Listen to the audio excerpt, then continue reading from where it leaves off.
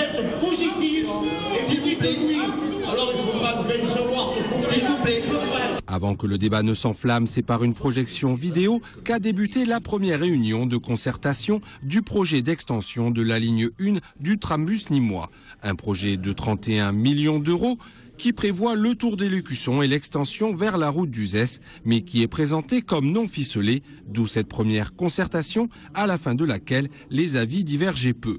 Je n'attendais pas plus que ce que nous avons eu, c'est-à-dire une présentation par Nîmes Métropole, qui est une présentation qui défend son projet, et qui est donc un peu à caractère publicitaire évidemment. Ça ne nous a rien appris parce qu'il nous a dit peut-être dans 30 ans, alors que nous on est affolés dans le quartier.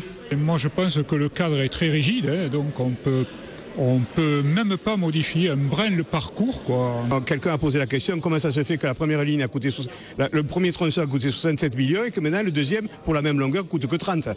Il y a quand même, et là on nous a pas répondu.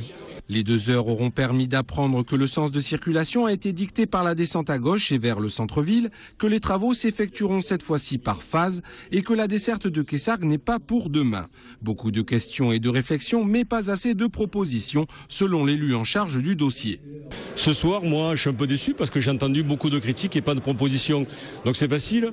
Les mêmes personnes qui se sont opposées à nous sur la première ligne le refont aujourd'hui sans faire de propositions concrètes. Je suis déçu. J'ai pensé que les gens avaient compris et que l'on pouvait travailler un peu plus sereinement.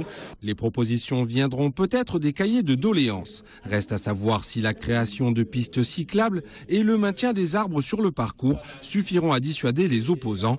L'association LASPIC attend que les études soient terminées. C'est elle qui avait mis en avant l'absence d'une réelle étude d'impact et fait capoter le premier projet.